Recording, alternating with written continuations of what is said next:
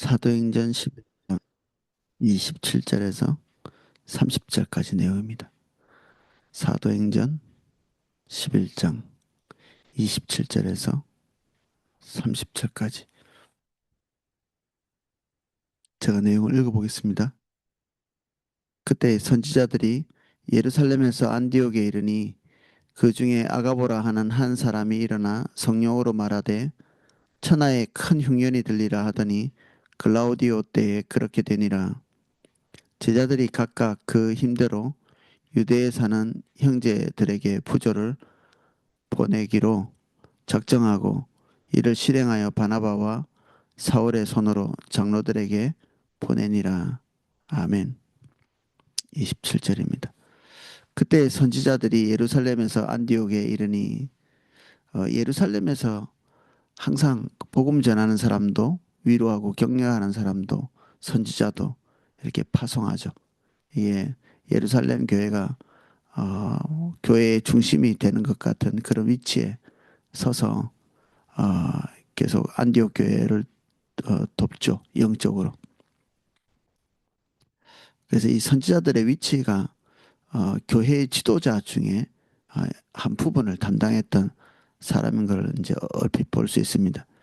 이 선지자들이 이제 예언만 하는 게 아니라 어떤 성찬 같은 것들을 집례하기도 하고 말씀을 가르치기도 하고 특별히 여기에 나오는 선지자 중에 대표격이겠죠. 아가보라는 사람이 나오는데 이 아가보라는 사람은 어, 사도 바울이 예루살렘에 올라갈 때 어, 빌립 집에 와서 예언하면서 이제 앞으로 있을 환란에 대해서 얘기해 주기도 하죠. 28절입니다. 그 중에 아가보라고 하는 한 사람이 일어나 성령으로 말하되 천하에 큰 흉년이 들리라 하더니 글라우디오 때 그렇게 되니라. 이 우리는 은사가 우리 안에서 조금씩 이렇게 드러날 때 이제 그 은사를 통해서 교회도 섬기고 성도를 섬기고 이렇게 하죠.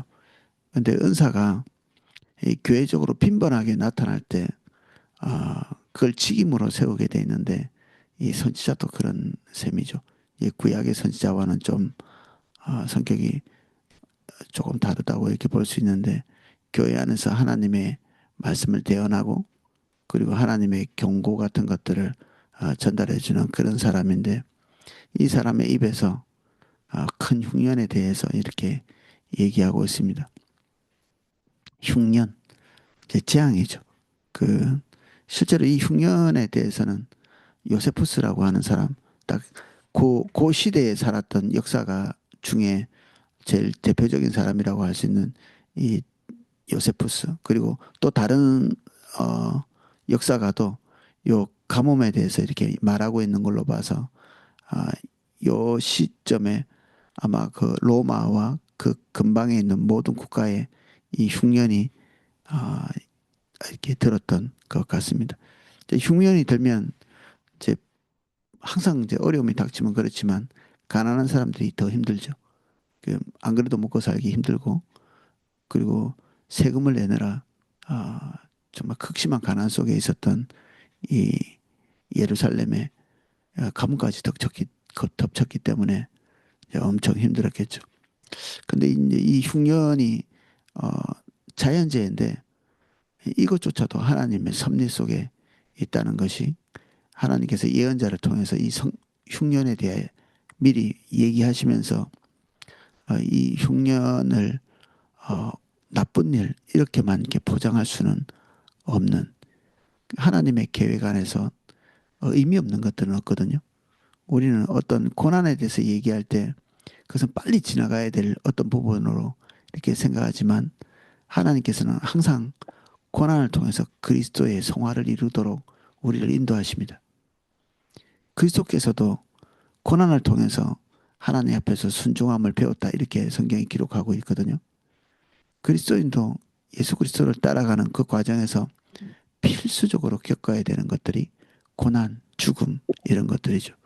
죽음은 뭐 고난이 가장 극대화된 부분이라고도 볼 수 있는데 이 고난의 과정이 없이는 육신으로 사는 사람들의 고통을 체득할 수가 없습니다. 그래서 핍박을 당하는 사람들에게 하나님께서 말씀하신 게 너희도 육체를 가졌으므로 고난당하였으니 육체가 없으면 고난도 안 당하죠. 우리가 뭐 고난당하는 게 육신적인 질병, 배고픔, 그리고 주림, 그리고 우리 정서적인 고난도 이게 육신에 속해 있는 거라고 또 볼 수 있거든요. 그러니까 육체를 가졌기 때문에 우리가 이 땅에서 고통을 느끼는 거죠. 육체가 없으면, 육체가 죽으면 제 고통도 없죠. 그런데 우리가 사랑은 어떻게 하느냐? 사실은 이게 다른 사람이 육체적으로 겪고 있는 고통, 결핍, 이것들을 돕는 거죠. 이, 그것을 돕는 것으로서 사랑을 표현하는 것이죠. 줄인 자에게 먹을 것을, 평안이 없는 자에게 평안을 주고, 외로운 자를 만나고, 갇힌 자를 돌아보고, 귀신에게 묶인 자를 해방시키고, 이 모든 것이 육신적인 고통과 직결되어 있는 것들인데, 그런 것들에 대한 긍휼을 나타내려면 우리가 그것을 체득하지 않으면 안 됩니다. 체득하지 않은 것은 은사로 나타나지 않습니다. 돈 많다고 이렇게 구제하는 것도 아니잖아요. 그 사람들의 필요가 절박하게 느껴질 때 우리는 제대로 된 성령의 인도를 따른 구제를 할 수 있죠. 그래서 하나님께서 교회에게 굳이 이 고통의 시간들을 허락하시는 것은 그러한 과정이죠. 우리가 아마 고통을 당하지 않으면 진짜 다른 사람에 대해서 전혀 공감할 수 없는 종류의 사람이 될 수도 있습니다.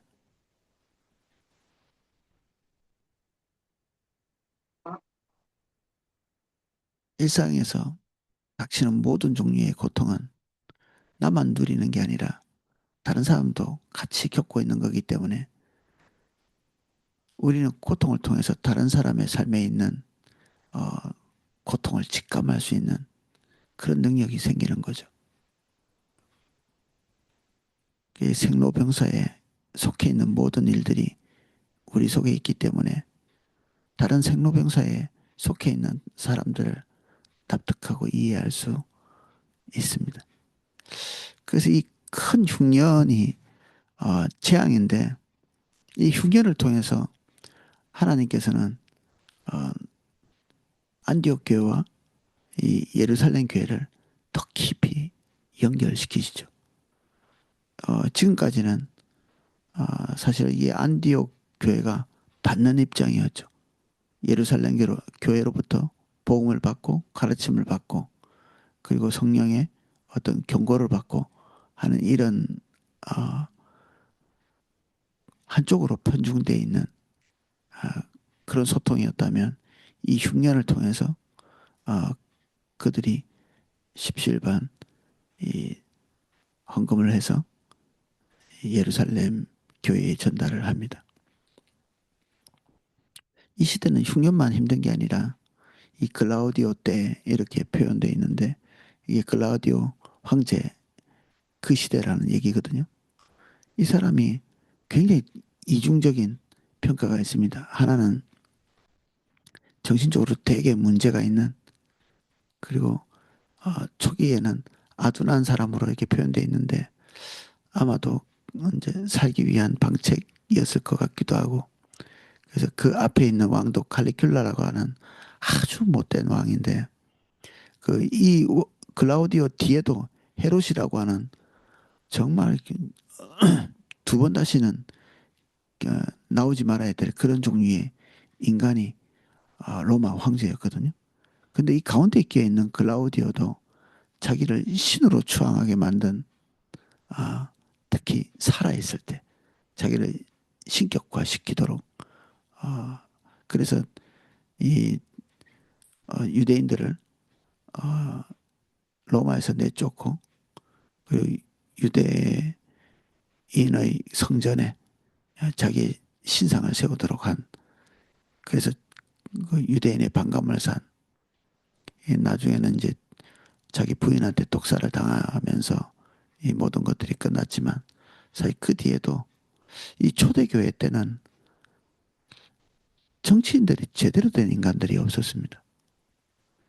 한 번도 제대로 된 존재들이 국가를 다스리거나, 그러니까 이 기독교의 우호적인, 그냥 내버려 두면 우호적인 거죠.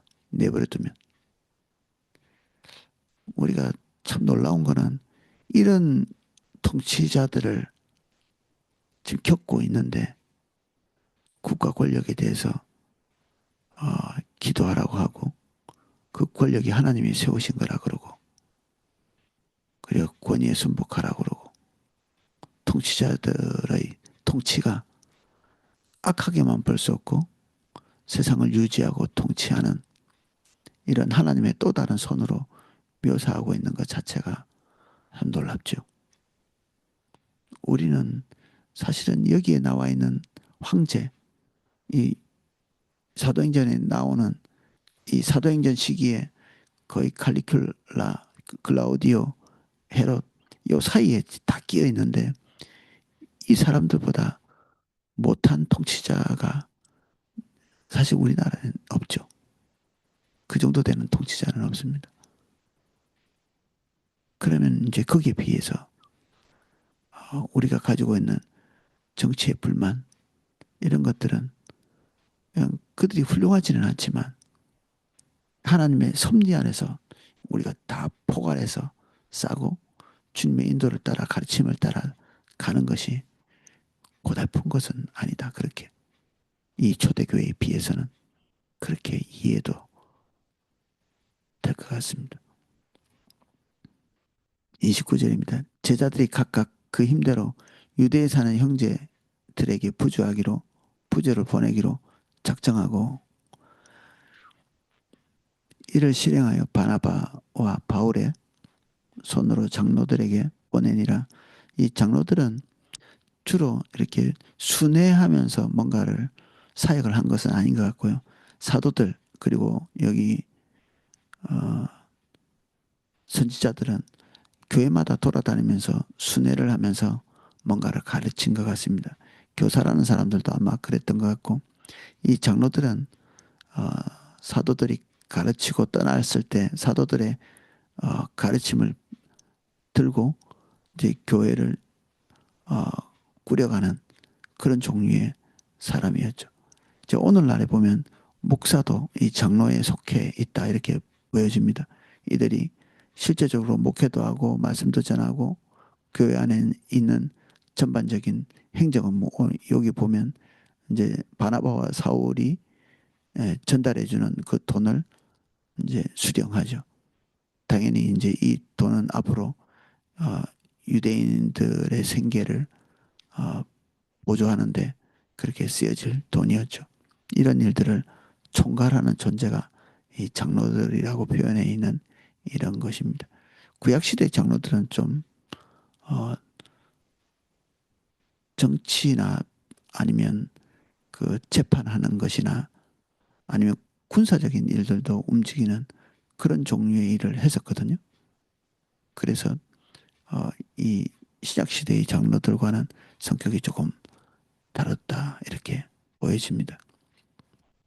오늘 우리는 이 아가보라고 하는 사람이 예언한 큰 흉년이 교회에 찾아왔을 때 이것이 악한 것으로 이렇게 나타난 것이 아니라 오히려 예루살렘 교회와 안디옥 교회가 깊이 결탁하고 연결되는 그런 어, 환경이 되는 걸 볼 수 있습니다.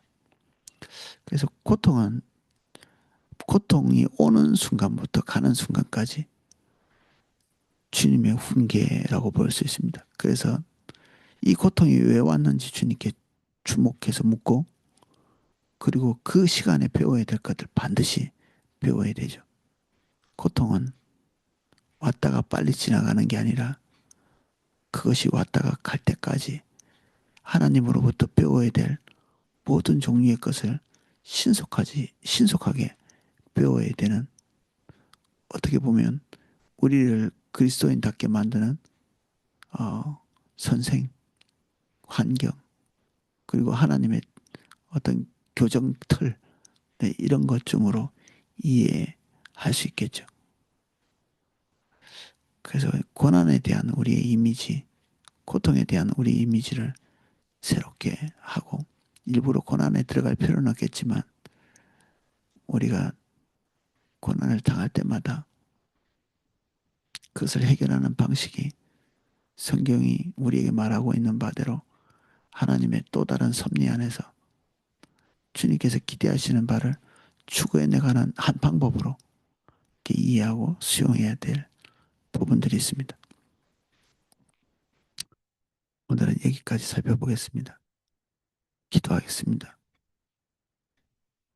주님이 고난을 통해서 그리스도인을 만드십니다. 우리가 고난 없이 설교 듣고 성경 공부하고 교회에 잘 출석하는 종교적 패턴으로 하나님의 백성이 되지 못합니다. 이 안에서 우리를 단련하시고 우리의 믿음이 온전하도록 인도하시는 방법이 고난입니다. 우리가 이 고난에 온전한 반응을 할 수 있도록 도와주십시오. 더 신실한 자세로 이 고난에 대처해낼 수 있도록 도와주셔서 고난이 도리어 주님을 더 알게 되는 과정이 되게 하시고 우리 삶 안에서 하나님께서 행해 가시는 일을 더 빨리 성취하도록 만드는 바람 같은 역할을 하게 해주십시오. 초대교회가 끊임없이 고난당했습니다. 그들에게 왔던 박해는 복음을 이방으로 가게 했고 지금 우리가 보고 있는 이 가뭄의 환란은 교회가 더 연합하도록 만들었습니다. 그리스도인에게는 모든 것이 합력하여 선을 이룬다고 약속하셨고 실제로 그렇게 행하십니다.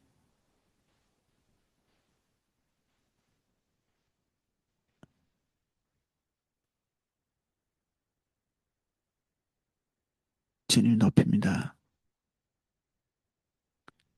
예수님 이름으로 기도합니다. 아멘.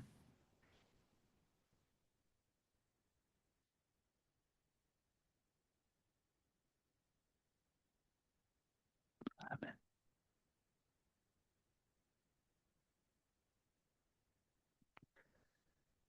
우리 박평강 형제님을 위해서 계속